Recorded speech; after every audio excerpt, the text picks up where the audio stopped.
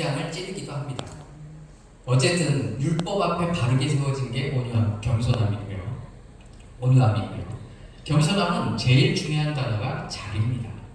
그래서 사라는 뱃속에 아이가 있고 아브라함의 시기 때문에 이 쫓아내는 문제만큼은 남편의 제명을 구합니다. 그리고 남편이 기도합니다.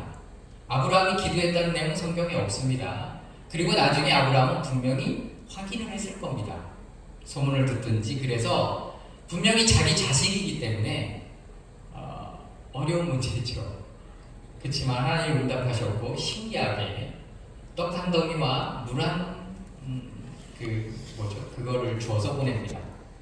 왜 넉넉히 주지 않았을까? 아마 하나님이 그렇게 하라고 하신 것 같아요. 근데 그 섭리를 나중에 알게 되죠. 어쨌든 그렇게 해서 이스마엘과 하갈은 쫓겨납니다. 첫 번째 도망갔을 때는 아이를 임신했을 때 자기가 스스로 도망갑니다. 그래서 그가 어디를 가냐면 중간 기점인 우물에서 물을 길러서 가는데 우물에서 첫 번째 천사를 만나죠. 그 천사가 뭐라고 합니까? 돌아가라. 너의 자리는 아직 주인 밑에서 학대를 받는, 그런 내용은 없습니다. 주인 밑에서 학대를 받는 것이 너에 대한 섭리다. 아직 때가 되지 않았다.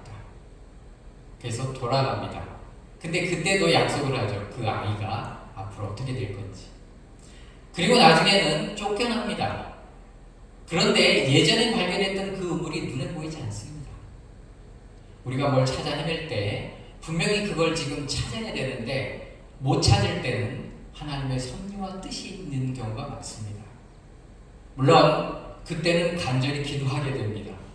그래서 더 좋은 걸 주실지 우리는 잘 모르지만 어쨌든 그 우물을 찾지 못합니다. 근데 이때 여인이, 우리 성경은 어떻게 되어 있죠? 화살 한바탕인가요? 아니면 돌멩이 던질 만큼인가요? 하여튼 저만큼 띄워놓고 혼자 방송되고 가면 웁니다. 아마 아브라함에 대한 원망이 컸고 하나님께 대한 원망도 있었을 겁니다. 그때까지는 나는 힘이 있다고 보는데요. 이제 더 이상 물이 다 떨어지고 살 희망, 살 여력, 기운이 다 떨어졌을 때 그는 마지막 하나님께 원망하며 기도했을지도 모릅니다. 그런데 천사가 잘할 듯이 나타났죠. 근데 그 천사의 대답이 웃깁니다. 무슨 일이냐 하라.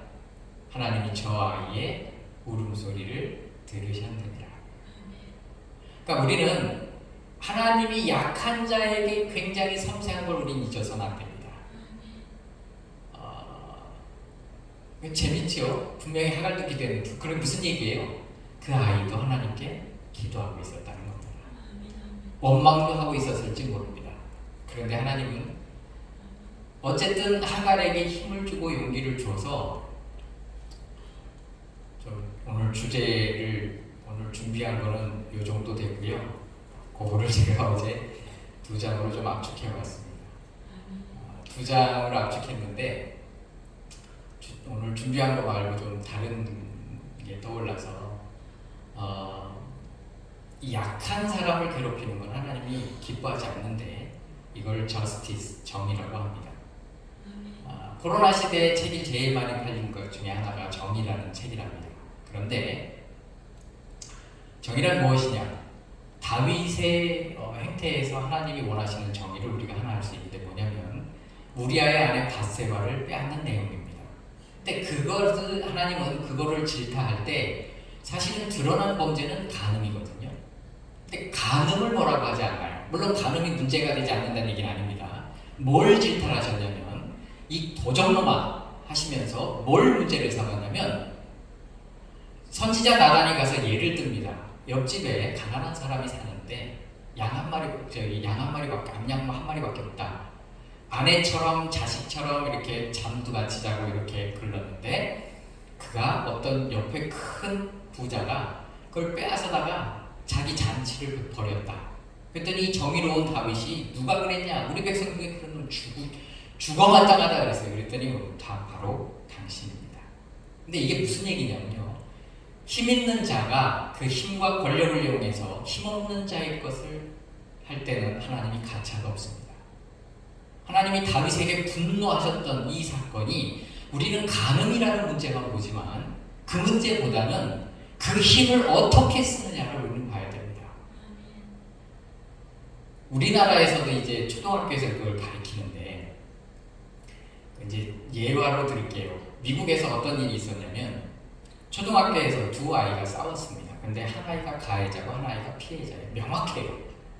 그래서 우리나라 같으면 선생님들이 어떻게 화해를 시키냐면 강제로 화해를 시킵니다. 너 사과해. 너 사과 받았지? 이제 집에 가. 그런데 요즘은 이 용서 방법이 바뀝니다. 어떻게 가르치냐면 선생님이 앞에 애들 다 보내고요. 둘이 이제 사과하고 화해하라고 그럽니다. 그리고 다 된 것 같으면 부릅니다. 먼저 피해자에게 묻습니다. 가해자에게 묻습니다. 너 용서 구했냐? 네, 구했다. 그러면 가해자에게 묻습니다. 넌 이 아이가 한 용서가 합당하고 받아들일만 하냐? 아니요. 그래? 너 진심으로 사과하고 네가 물질적으로 보상할 게 있으면 하고 그게 네가 보상할 게 있으면 물질이 아니라도 해라. 그리고 다시 돌려보냅니다. 뒷자리에 가서 다시 화해하게끔 합니다. 그리고 다시 부릅니다. 그리고 이번에는 가해자에게 묻지 않죠. 피해자에게 다시 묻습니다. 너는 충분히 용서할 마음이 생겼느냐? 여러분, 우리가 살아가면서 용서라는 개념, 이게 바뀌어야 됩니다.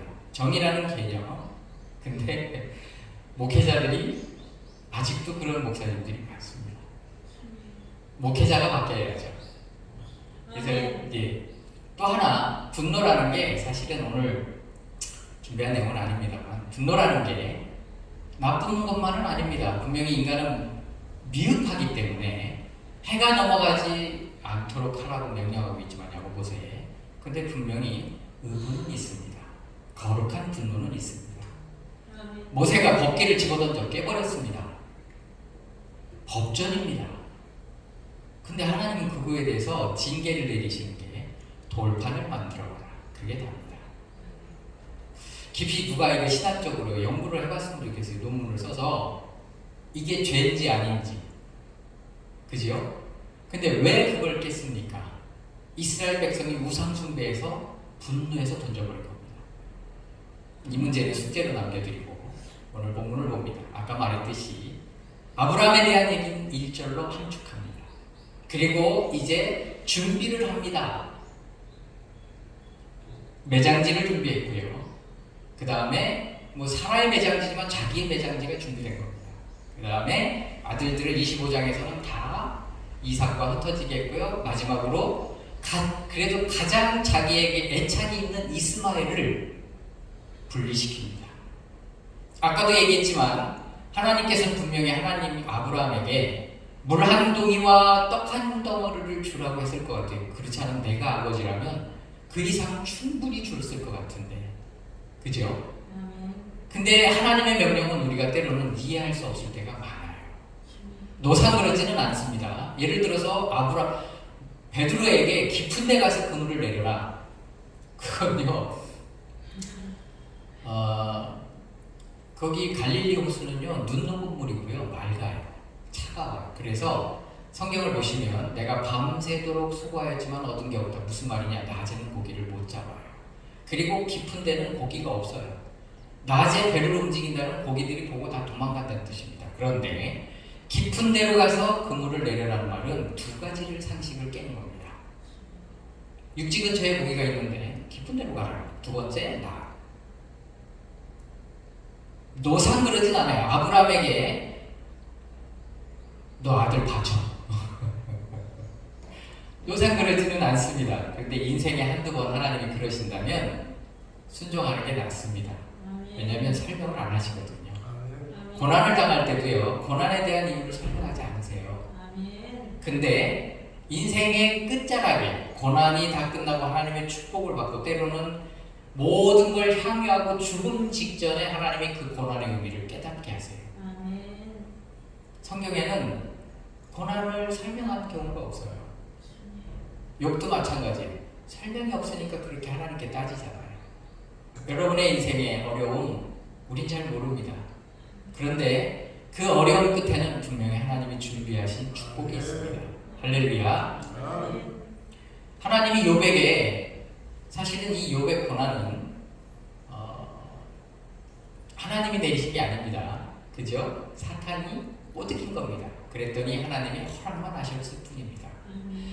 그러니까 첫 번째는 몸에 손대지 마라. 병이 없었어요. 그래서 가서 다 환경을 아주 풍지박산을 내죠.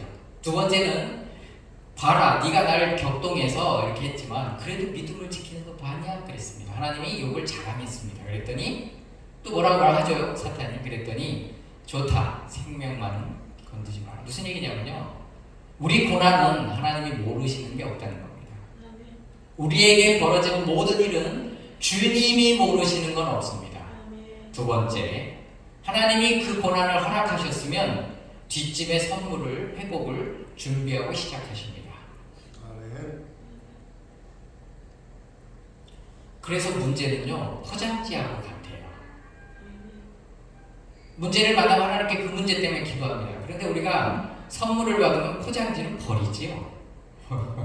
사실은 그 안에 있는 게 더 좋은 겁니다. 근데 우리에게 문제를 주시는 건 포장지와 같은 거예요. 할렐루야. 아멘.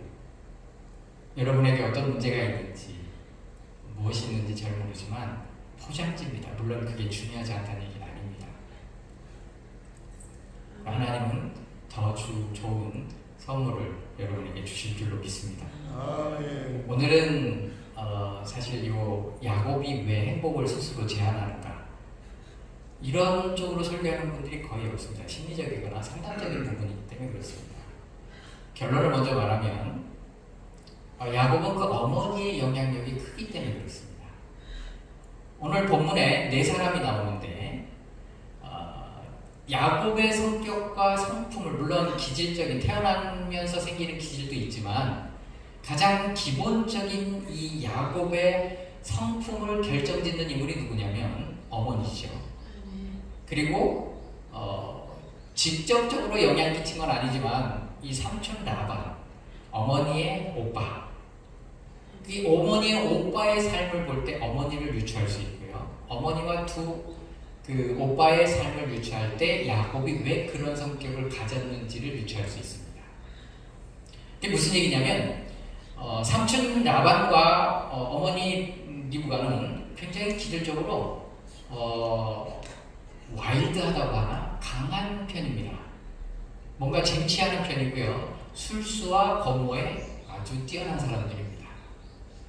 여기 삼촌 라반이, 오늘 본문을 제가 보면서 이제 하나 여러분에게 던져줄 내용이 뭐였냐면, 삼촌 라반은 왜 열흘을 더 묵으라고 했을까?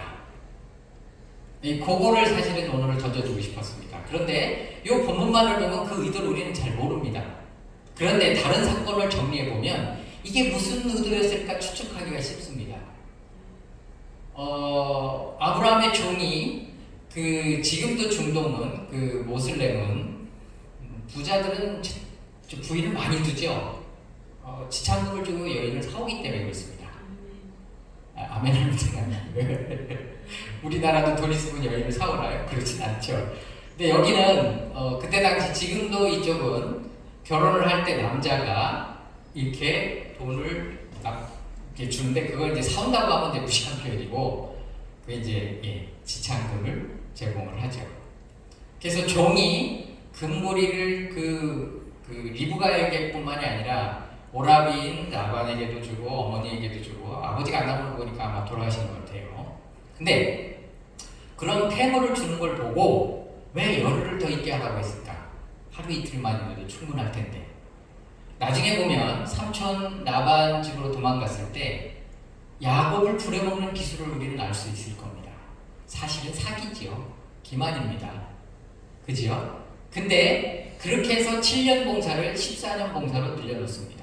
그리고 자기는 생각할 때 얼룩무늬, 점박이 무늬가 안 나올 거라고 생각을 해서 그걸 주겠다고 하고, 또 야곱은 그 기도에서 어쨌든 그걸로 재산을 다 탈취하죠. 그러니까 두 번째는 뭐냐면, 우리가 야곱이 야복강에서 하나님께 기도할 때 뭐 때문에 기도하냐면 형이 자기를 죽이러 온다고 착각한 겁니다. 사실은 형은 호위하려고 300명을 끌고 온 거거든요. 야곱과 대화해서 우리는 알 수 있어요. 그런데 삼촌 라반은 사실은 야곱을 죽이고 모든 걸 되찾아가려고 쫓아온 겁니다. 그러니까 정리를 하면 형의 문제는 사실은 호위하러 온 건데 뭐라고 착각해요? 날 죽이러 온다고. 드러난 위기입니다. 그런데 더 중요한 문제는 사실은 라반이 자기를 죽이러 온 걸 모르는 거예요. 이건 드러나지 않은 위기예요. 만약에 삼촌 라반과 야곱이 둘이 만나서 대화할 때 그 대화에서 유추할 수 있는데, 어젯밤에 꿈에 하나님이 너를 손도 대지 말고 이 선악과에 말도 하지 말라고 했다. 이게 없었다면 죽이고 다 찾아갔을 겁니다. 요셉처럼 그랬겠죠. 동물이 잡아 죽였나봐요 라고 여동생한테 통보를 했겠죠. 그러니까 자기 손자 손녀들이 아버지 없이 큰 거에 대해서 문제 삼지 않았어요. 그렇죠? 이렇게 해석하니까 또 이런 거 같지요. 이게 삼촌 라반의 성품입니다. 그러면 어머니 성품은 다를까요? 네, 비슷하겠죠. 그죠? 비슷할 겁니다. 그런데 그 밑에서 자란 야곱, 특별히 어머니 밑에서 큰 야곱의 문제입니다. 야곱의 성품의 문제입니다. 저도 엘리야와 같은 성품을 되게 부러워합니다. 지난번에 설교할 때 예를 잠깐 들었는데, 엘리야는 죽음을 두려워하지 않습니다. 엘리야에게 가장 어려웠던 숙제는 이방 나라 도시 수도에 과부집에서 과부와 과부 아들과 3년 반을 살으라는 겁니다. 아무것도 하지 말으라는 겁니다. 특히 동양인들, 특히 한국인들 하지 말아야 될 때가 있거든요. 근데 합니다. 다윗이 광야에서 7년 반 동안 많은 일을 합니다. 수비대 역할을 자연스럽게 하는데, 사실은 유진 피터슨이 쓴 현실의 뿌리 박은 영성 다윗이라는 책을 보면 그 유진 피터슨은 뭐라고 해석을 해놨냐면, 광야에 있는 동안은 아무것도 하지 말라고 하신 거다. 오직 그때 할 일은 생존이다. 그에게 미션은 살아남는 거다. 물론 그의 성품이 수비대 역할을 하고 방어막을 치고 선한 일을 합니다. 자, 다시 제자리로 와서 야곱에게는 우리 집사람을 딴 데 세지 말라고 그랬는데, 왜냐면 흐름 잊어버린다고. 저도 이렇게 갔다 오면 죄송합니다만 아직 여기 저보다 나이 많은 분들이 많으세요. 젊은데도 이게 코로나가요, 이게 참 머리 쪽을 많이 건드나 봐요. 제가 어르신들이 한 70년 정도 되는데, 코로나 때 이 뇌출혈이 왔다 간 분들도 많고요. 지금 왜냐면 제가 이렇게 하잖아요. 병원 모시고 가보면 이게 좀 깜빡깜빡 하는 분들이 많아지고 그래요. 근데 코로나가 그랬다기보다는 그 예방주사, 거기 아마 그런 영향력이 있는 것 같아요. 저도 그거 맞고 나서 좀 정신이 이렇게 팽팽 돌아가지가 않아요. 머리가 되게 좋은 편이거든요. 근데 좀 머리가 좀 띵해졌습니다. 혹시 제가 방금 전에 어떤 거 했는지 아세요? 저도 기억이 안 나요. 근데 지금 빠져들고만 계시죠? 예. 라반에 대해서 얘기하고 있었군요. 그러니까 어머니도 마찬가지예요. 그러니까 이게 뭐냐면요, 그 밑에서 큰 야곱은 이런 게 있습니다. 에서는 아버지 같은 아들을 원했어요. 강력한 족장. 이 족장 시대의 족장의 권력은 막강하고 절대적이거든요. 근데 아버지 아브라함은 이삭이 볼 때, 물론 그런 내용은 성경에 없습니다. 그냥 이삭이 볼 때 아버지만한 강력한 족장은 없어요. 그 어려움을 다 극복해냈거든요. 그래서 이삭은 이 강인한 에서를 선택합니다. 자연스러운 거죠. 그런데 왜 리브가는 야곱을 택했을까? 여기에 대해서 일반 심리학에서 말하고 있는 걸 얘기 드리겠습니다. 그게 뭐냐면 행복 제한선입니다.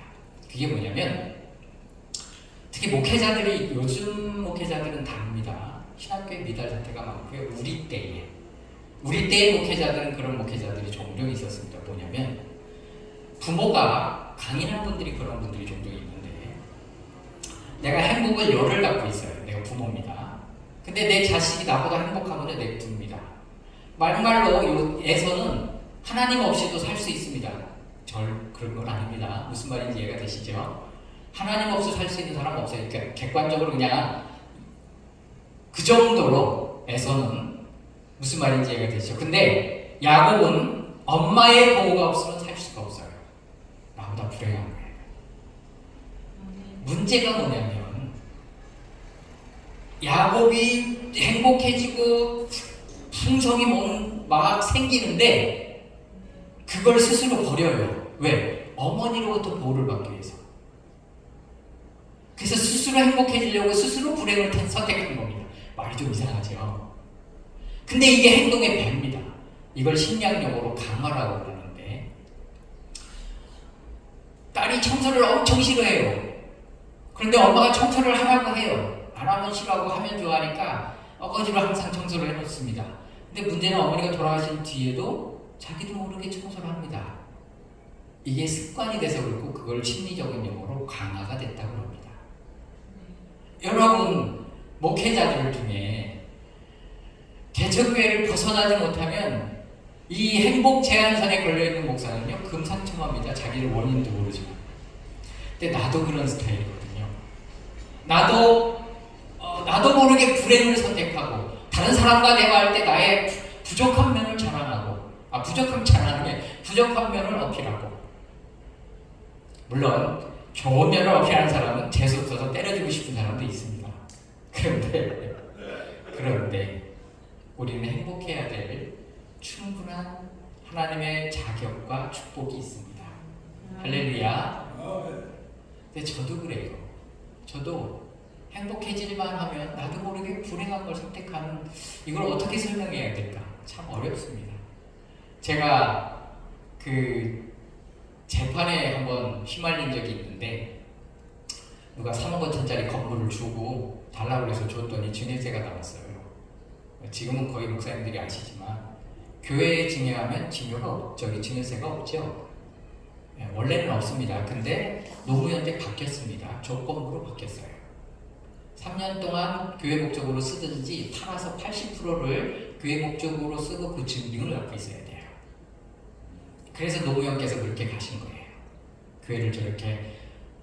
이것 때문에 엄청 힘든 교회 목사님들 많아요. 큰 교회에 변호사들도 있고 그러니까 다 알지요. 그런데 작은 교회들은 옳다구나 누가 집 하나 줘봐요. 그죠? 신나지요. 근데 그게 잘못돼가지고 증여세가 1억 7천인가 냈어요. 3억 5천짜리 건물을. 내가 돈이 어디 있어요. 근데 이게 증여세는 받은 사람이 원래 1천은 내지만 못 내면 준 사람이 내야 된답니다. 그 사람이 그거 통지받고 저를 형사고발하고 민사고발하고 아이고 장난도 아니었어요. 지금 보니까 침해인 것 같은데 회의론하고 그 한 5년 동안 정말 힘들었어요. 근데 그 5년 동안에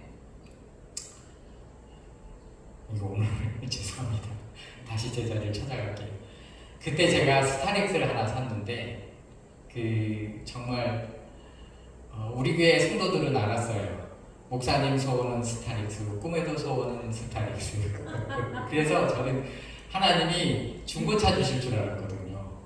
근데 어떻게 하다가 새 차를 줬는데 그때 이제 처음 제가 인하대에서 대학생들 가르쳤었거든요. 전도사 때는 새생명회라고 이제 간사였어요. 근데 그때 가졌던 청년들 법학과 애들 주로 가르쳤거든요. 처음 손을 걸렸어요. 그래서 어떻게 해가지고 스타렉스를 이제 하고 5년 할부를 샀는데 재판 기간에 너무 삶이 어려우니까 그걸 팔았어요. 근데 국세청에서 판다고 그러니까 뭘 서류를 내라고 그러고 난 그때 몰랐어요. 왜 그러냐면 그거를 하여튼 그것도 압류하려고 그랬던 것 같아요. 지금 보니까. 근데 어쨌든 압류되기 전에 얼른 그것도 잘한 것 같아요. 어쨌든 제가 그때 살 때 집사람이 항상 옆에 타니까 그 보조석에 에어백 있는 걸 샀어요. 지금은 안 그런데 그때는 보조석 에어백이 옵션이 다 묶여 있더라고요. 그 풀옵션을 샀어요. 어쩔 수 없이. 근데 그때 썬루프를 안 달았어. 그 70만 원 차인데 그거는 사치라고 생각했는데 팔 때 150 차이가 났답니다. 생각을 못한 거죠. 그냥 넣었어야 되는데. 어쨌든 사치라고 생각하고 그건 빼고 풀옵션을 뽑았는데 그걸 팔 때 참 마음이 묘하더라고요. 그래서 하나님께 기도했어요. 하나님 좋은 차 주세요. 그랬더니 하나님 마음속으로 그러시더라고요. 내가 최고 좋은 거 줄게. 그리고 세월이 10여 년이 지났습니다. 지나고 뭐 우여곡절 끝에 뭐 이렇게 하고 이제 있는데 제가 지금 차가 3대인데요. 자랑하려는 게 아니고 사실은 지금 한 대는 그 환경부담금을 빌렸더니 뭐 3번 빌렸더니 20얼마가 나오더라고요. 그 뭐 버리지도 못하고 제가 무료급식 때문에 그 차로 이제 물건을 실어와야 되기 때문에 그 차 한 대 있고 집사람 모닝 하나 있고 제가 이제 하나 샀는데 2년 전에 이제 샀는데 기도하면서 무슨 마음이 들었는지 풀옵션을 뽑았어요. 근데 그때 그게 감당이 안 되는 시점이었어요. 근데 하나님이 그런 마음을 주셔서 기도하고 응답받고 한 건데 한 58만 원씩 나갑니다. 근데 여러분 이러지 마세요. 그런데 저는 이런 스타일이에요. 이성적인 사람이라 어떤 목사님도 1000만 원이 필요한데 100만 원이 있대요. 근데 부인은 가서 믿음을 갖고 살아오는데 목사님은 계산을 하고 있는 거예요. 얼마가 나오고 얼마가 나오고 나하고 똑같아요. 근데 부인은 살아고 믿음으로 살고 저도 똑같거든요. 근데 무슨 마음이 들었는지 이번에는 거꾸로 내가 집사람한테 여보 이거 삽시다. 그게 스포티지 풀옵션을 뽑았어요. 근데 그때 하나님 주신 제가 기도한 건데 하나님 이게 하나님의 응답인지 잘 모르겠지만 여러 번 확인했으면 하나님 5년 동안 그럼 책임져 주세요. 그 주님께 던진 거죠. 던졌는데 그때 한 40몇 명이었는데 지금 70명으로 늘어났어요. 막 쭉 늘어나진 않고요. 그냥 이렇게 됩니다. 이렇게. 인생이라는 게 어려움 없는 인생은 없어요. 그런데 점점 좋아져요. 어쨌든 이걸 살 때도요. 아마 우리 집사람 같으면 이럴 거예요. 그 리브가나 삼촌 나방 같은 기질이라 사 어떻게 되겠지. 저는 안 그렇거든요. 이게 내가 이걸 누려도 될까? 제가 스타렉스 샀을 때도요. 한 달은 행복하더라고요. 근데 사람이 간사한 게 한 달 후에는 여러분 스타렉스 갖고 좋아한다고 여러분 뭐라고 하실지 모르지만 저 부자 아니에요. 근데 어쨌든 저거는 그 스피커가 JBL인데 그 일반 음악을 가끔 들어요. 오케스트라도 듣고. 근데 저걸 들을 때마다 하나님께 감동이에요. 그냥 왜 하나님이 내게 이런 은혜를 베푸실까? 차 하나 갖고 그러냐 그러겠지만 여러분 저와 여러분에겐 하나님 주신 축복을 누려야 될 그런 충분한 축복을 주셨어요. 때로는 우리가 과소비하면 안 되지만 주님이 주신 걸 누리는데 이 행복 제한서 때문에 주저할 필요가 없다는 겁니다. 할렐루야. 주제부터 결론부터 말해버렸으니 자 아까 얘기했던 아브라함의 준비 이 4번째 준비가 바로 마지막 준비가 이거예요. 그래서 톰슨 주석은 아브라함이 왜 직접 가지 않고 가장 늙은 종을 보냈을까? 추측컨대 나중에 보면 이제 그 전에 양자를 삼으려고 했던 종이 아닐까 싶습니다. 그러니까 믿음이 있고 신뢰하는 종이겠죠. 그 종을 왜 보냈을까? 죽을 병에 걸렸을 거다라고 말하고 있습니다. WBC 주석은 그걸 더 다르게 번역을 했고 해석을 했는데 어떻게 해석을 했냐면 이삭의 부인을 모시고 아브라함한테 가지 않고 우리는 어디로 갑니까? 오늘 본문에 이삭한테 가지요. 그것이 중간에 부고의 소식을 들었을 거다라고 말합니다. 그렇게 추측을 합니다. 어쨌든 아브라함의 마지막 마지막 사명 그건 뭐예요? 이삭의 시대, 다음 시대를 열어가는 이삭의 아내를 구하는 겁니다. 여러분 자식은 부모와 오래 살아야 30년입니다. 요즘은 40년도 살도만 장가 안 가고 시집 안 가서 예전에는요 20년 남짓 다 갔어요. 저도 27대 갔거든요. 그러면 나머지는 누구랑 살아요? 배우자랑 삽니다. 그죠? 이삭이 앞으로 누구랑 살아야 돼요? 배우자랑 살아야 돼요. 그래서 한 장 전체를 할애한 거예요. 다음 시대의 주인공 이삭의 가장 중요한 영향력을 끼치는 인물 리브가거든요. 여러분의 시대를 준비함에 있어서 하나님은 좀 딴 얘기를 다시 뒤로 갑니다. 성경의 이야기를 쭉 하다가 어느 순간 족보 이야기가 나옵니다. 거기에 왜 그게 들어가냐면 이삭이 태어나고 이삭의 아내 될 사람이 그 족보 안에 들어가 있습니다. 무슨 얘기냐면 이삭이 태어나고 그리고 이삭의 아내도 준비되어서 거기 박혀 있다는 뜻입니다. 우리 인생도 그렇습니다. 저는 서울신학대학교를 집에서 가깝기 때문에 우리 청년들도 몇 명 보냈어요. 추천서를 써서 유아교육과도 가고 그랬어요. 근데 이제 저도 이제 좀 더 공부를 하고 싶어서 거길 갔는데 학생들을 보낼 때 제가 이렇게 기도를 해요. 뭔 기도를 해주고 보내냐면 아담이 타락했을 때 하나님은 아담을 없애버리고 새로운 아담을 만드실 수 있었다. 근데 하나님은 그렇게 하지 않고 가죽옷을 입히시고 내어보냈다. 그 말은 그 아담이 살아갈 수 있는 것도 하나님은 예비하셨다는 뜻이다. 네가 서울신학대학교에 가면 하나님은 거기에서 네가 필요한 것 예비하고 기다리고 계신지 모른다. 그렇게 축복기도 해주고 보냅니다. 제가 공부하러 갈 때는 참 마음이 교차했습니다. 지나간 세월이 주마등같이 흐르더라고요.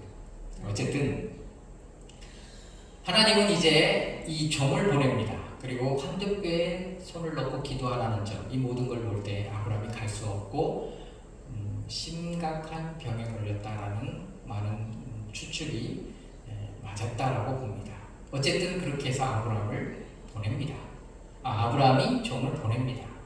그러면서 뭐라고 그래요? 내 친족 중에서 아들의 아내를 데려와라.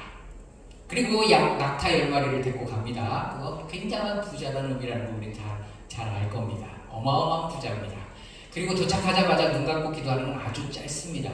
그리고 나머지는 눈 뜨고 기도합니다. 그건 이제 번역이나 해석의 차이가 있긴 하는데 하여튼 나중에 깊이 묵상해 보십시오. 공감하실 겁니다. 눈 뜨고 기도하는데 그 기도가 끝날 쯤에 리브가가 물을 긋고 지나갑니다. 그래서 실험을 하죠. 나 물 한 잔 주시오. 그랬더니 이 여인이 낙타에게도 몇 번을 길러서 물을 줍니다. 니네 집에 유수 깔 곳이 있냐 묻는데 그 전에 뭐라고 하냐면 하나님께 이렇게 말합니다. 이렇게 순종한 뭐라고 써있냐면요. 성경은 하여튼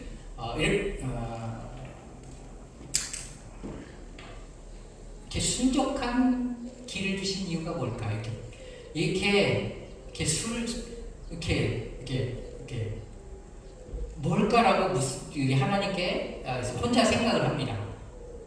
그리고는 여인에게서 얘기를 듣고 27절 그다음에 48절이 사실은 같은 내용인데요.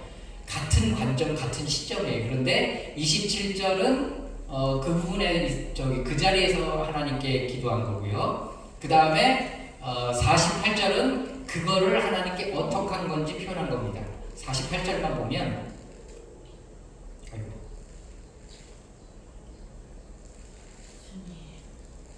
내 주인 아브라함 하나님 여호와께서 나를 바른 길로 인도하사 나의 주인 동생의 딸을 그 아들을 위하여 택하게 하셨으므로 내가 머리를 숙여 그에게 경배하고 찬송하였나이다.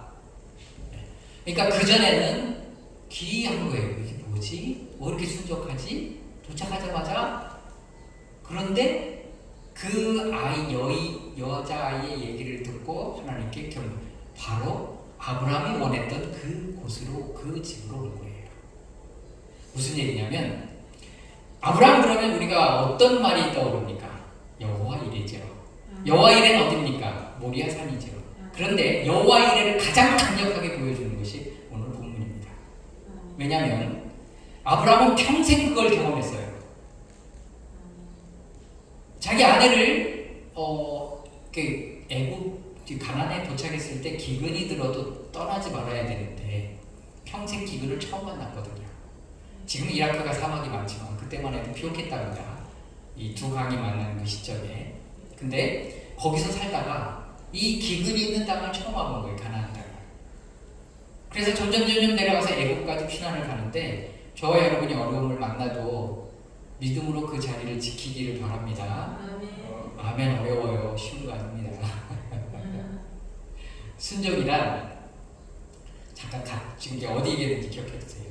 순종이란 여러분 능력이 어디서 나오냐면 순종에서 나오는데요. 엘리야를 보면 그게 나와요. 시냇가에서 순종하고 기다렸죠. 그건 좋습니다. 그런데 어디 가면 이제 우상의 아까도 얘기했죠. 우상의 나라 한가운데로 갑니다. 그리고 과부하고 과부집에서 과부 아들하고 삽니다. 근데 그 집의 아들이 죽습니다. 그래서 기도해서 살려내지요. 여러분 여기서 누가 제일 놀랬을까요? 과부가요? 엘리야일걸요? 거기서 3년간을 살아야 돼요. 근데 사실 그 내용은 초창기인데 그의 능력은 순종에서 나오는 거예요. 하루 이틀의 얘기가 아닙니다. 꾸준한 순종입니다. 한두 번 하는 건 누구나 할 수 있어요. 자기 자리를 지키는 건 쉽지 않습니다. 그래서 성도에게는 두 가지가 있어야 되는데 예측 가능한 순종이 있어야 되고요. 예측 불가능한 순종이 있는 겁니다. 예측 가능한 건 뭐예요? 오늘도 그 일을 섬길 것이고 내일도 그 일을 섬길 것이고 어제도 그 일을 했을 것이고. 할렐루야. 사람이 인정할 수 있는 목회자가 인정하는 건 하나님도 인정하는 겁니다. 목회자가 그러면 그 사람도 끝난 겁니다. 빌립보서에 보면 4장에 보면 나의 면류관인 하고 빌립보 교인들에게 너희는 나의 면류관이다라고 얘기를 합니다. 너희들이 할 수 있으면 눈도 줬을 것이다. 근데 그들은 언제나 바울을 섬겨왔어요. 그래서 그가 사실은 바울 입장에서 빌립보 교인들은 객관적인 거예요. 자기 문제가 아니기 때문에. 그래서 빌립보 교인들이 어떤 축복을 받을지 보이는 거예요. 야곱은 기도해 보면. 그래서 뭐라고 권면해요? 아무것도 염려하지 말고 기도와 간구로 감사함으로 하나님께 아뢰라. 나의 영광의 풍성한 하나님께서 너의 모든 것을 채우시고, 그 저쪽에 있는 말씀인데 4장 안에. 왜요? 알거든요. 이미 감지했거든요. 무슨 얘기냐? 기도를 안 해도 그 문제는 해결이 됩니다. 염려하면서 기다려야겠죠. 그러나 기도를 하면 평안 가운데 기다리는 겁니다. 어떤 자에게? 주의 종이 인정한 사람에게. 여기저기 뛰어다니지 마세요. 왜 이 말을 하게 되는지 모르지만 하여튼 능력은요 순종에서 나옵니다. 제가 어디에 있어요? 어려워 아니면 순종하고 가라겠어요. 그거 아닌 것 같은데. 할렐루야. 죄송합니다. 하갈은 저기 어디에 있죠?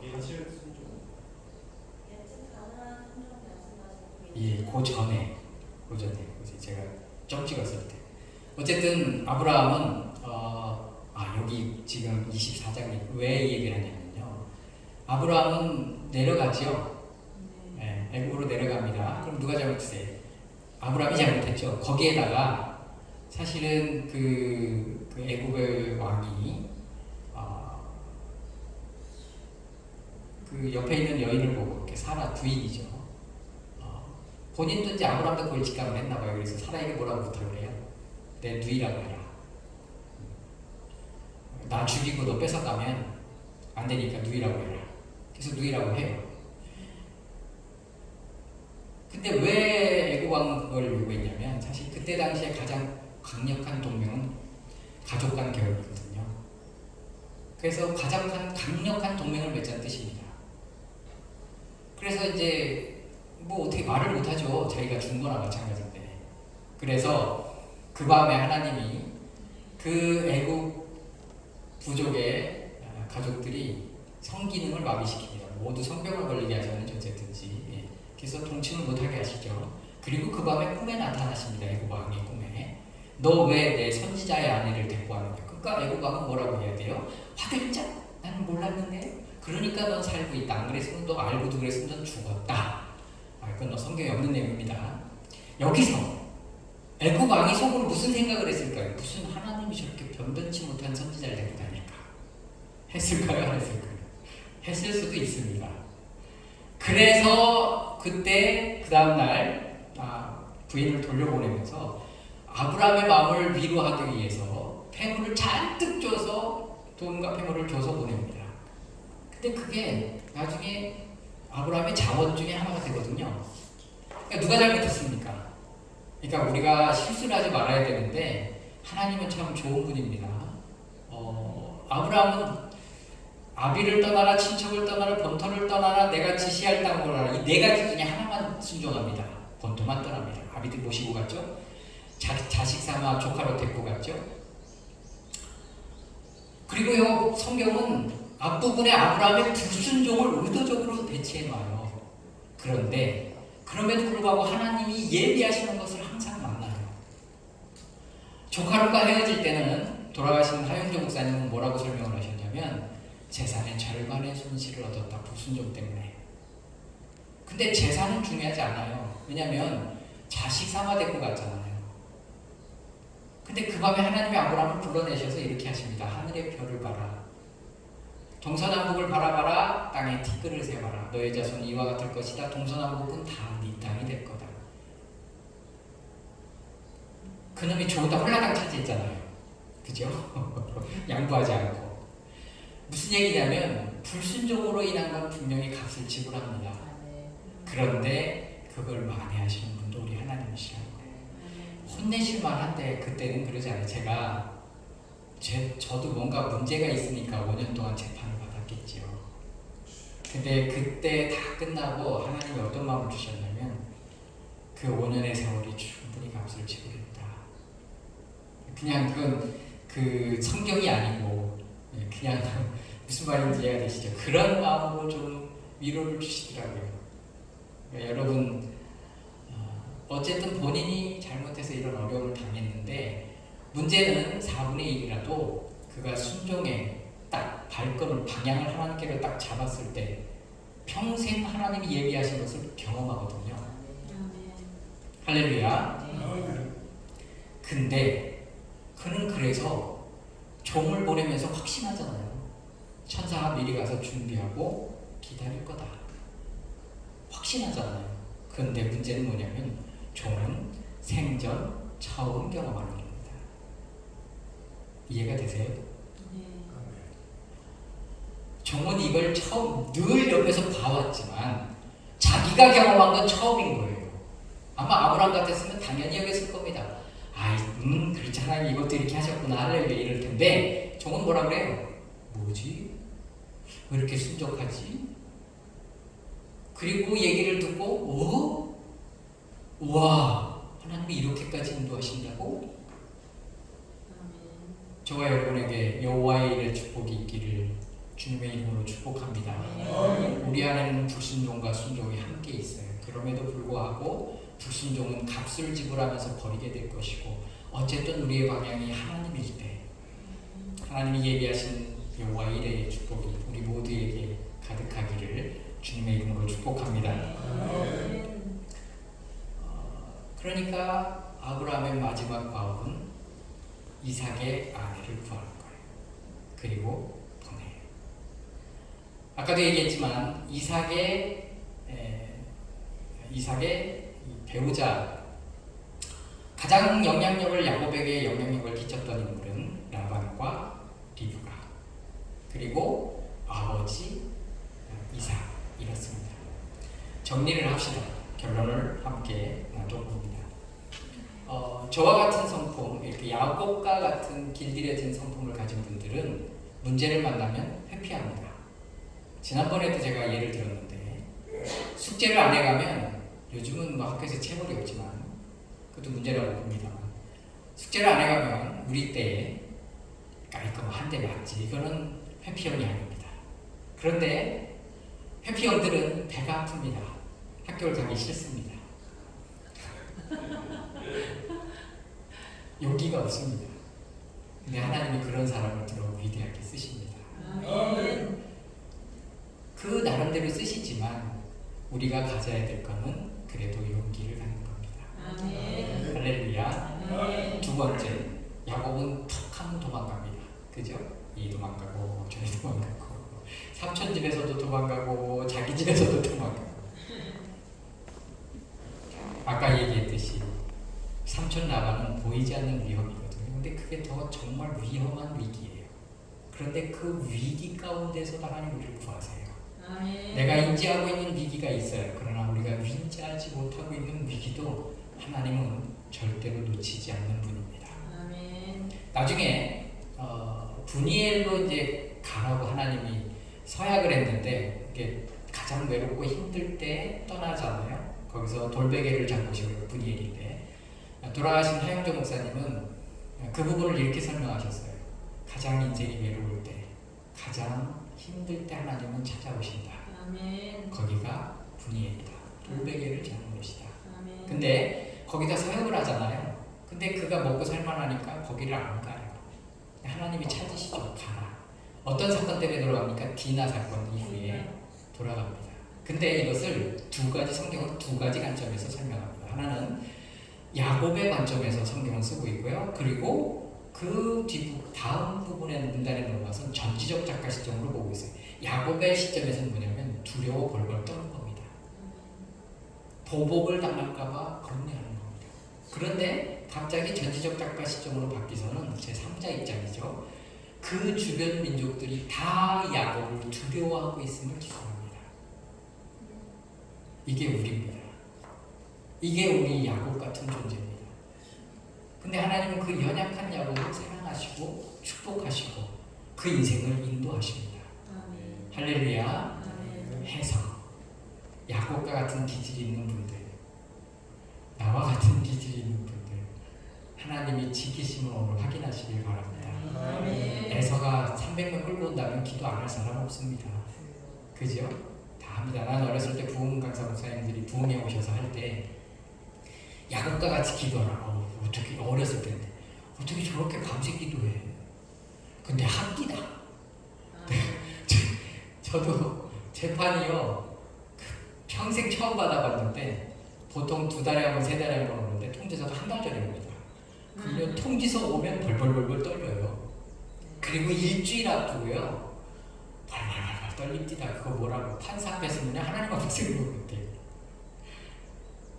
재밌는 얘기 하나 해드리면 재판이 다 끝나고 이겼는데 우체통에 뭐가 이렇게 꼽혀 있잖아요. 가슴 뭐가 같이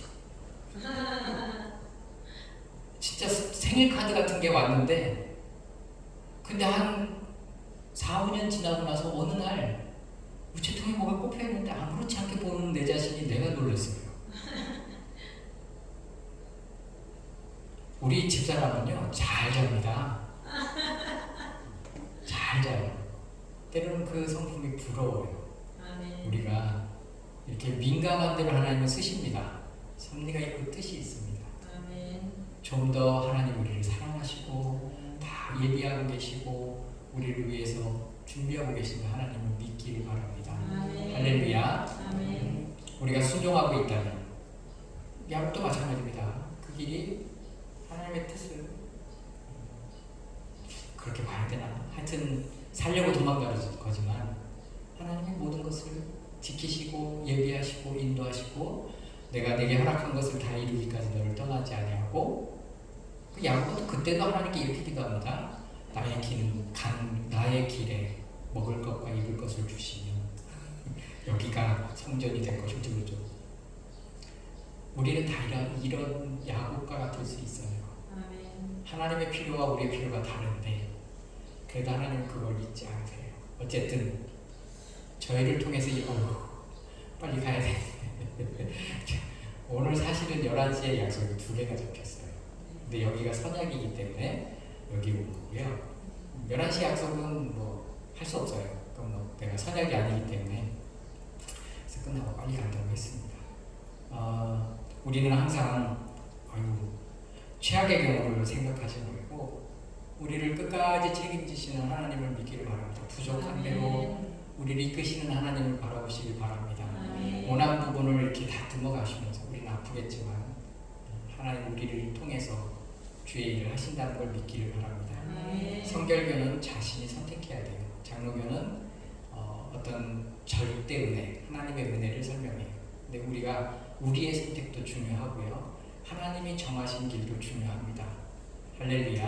아멘. 여러분이 믿음의 첫 발을 디뎠다면 방향을 하나님께로 잡았다면 포기하지 말고 하나님 앞에 나가시고 때로는 광야에 있는 다리처럼 살아남는 것이 저와 여러분에게 주어진 미션일 수 있습니다. 아멘. 그러면 그 뒤에는 어떤 것이 준비되어 있는지 아무도 모릅니다. 아멘. 한 가지 예만 들고 마칠게요. 실제 있었던 얘기인지는 잘 모르겠어요.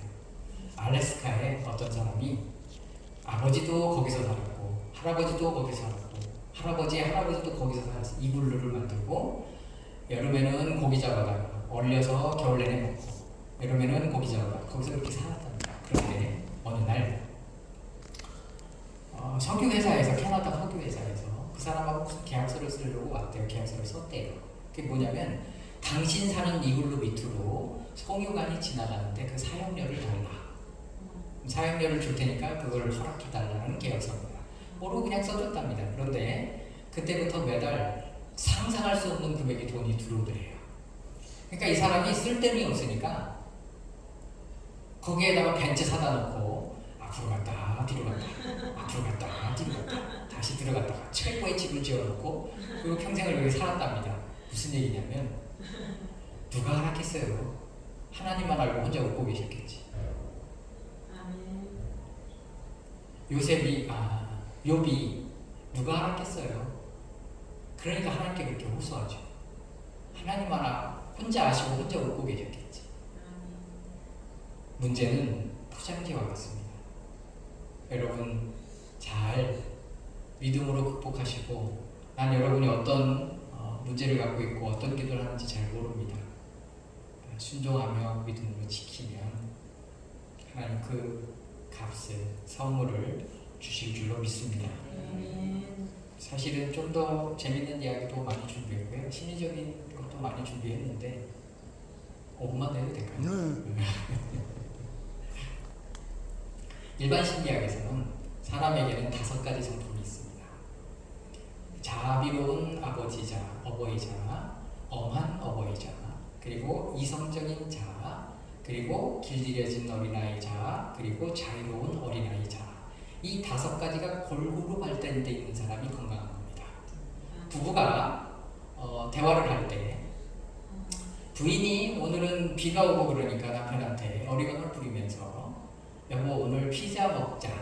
비도 오는데 그러면 부인의 어린아이의 길들여진 자아가 남편의 어버이자의 자상한 아버지에게 신호를 보내는 겁니다. 그러면 대화가 되려면 그래 오늘 먹자 이게 대화가 되는 건데 대부분 남자들은 어떻게 하냐면 살짝 이성이 이성에게 쏘는 겁니다. 그러면 대화가 안 됩니다. 근데 이게 왜 중요하냐면 야곱은 길들여진 어린아이의 자아가 강력하게 발달되어 있습니다. 그래서 나머지 부분이 활용이 잘 안 돼요. 평생. 그래서 하나님의 말씀은 이 5가지를 골고루 보게 하십니다. 남편은 안 그러시죠? 남편이 없습니다. 미안합니다. 부인은 안 그러시나요? 거기도 부인이 없으신가요? 예? 여기 있어. 부부세요? 네. 어떻게 부인은 애교를 좀 부리시나요? 곰이에요. 우리 집사람이 곰이거든요. 저는 애교를 부리는데 우리 집도 집사람이 곰이고요. 제가 애교를 부립니다. 이제 집사람이 저를 이렇게 투닥해 줍니다. 왜냐하면 어린아이가 발달돼 있어서 이렇게 너무 길어서 죄송합니다. 여러분의 성품을 좀 오늘 파악하셨으리라고 봅니다. 그리고 내 삶에 야곱과 같은 게 있다면 행복하는 것은 하나님의 축복입니다. 아멘. 쉽지 않죠. 이해가 안 되는 분들도 있을 겁니다. 그런데 이해가 되시는 분들도 있을 겁니다. 하나님 우리를 사랑함을 믿고 하나님이 주신 것을 누리며 사는 저와 여러분이 되기를 주님의 이름으로 축복합니다. 아멘. 기도하겠습니다.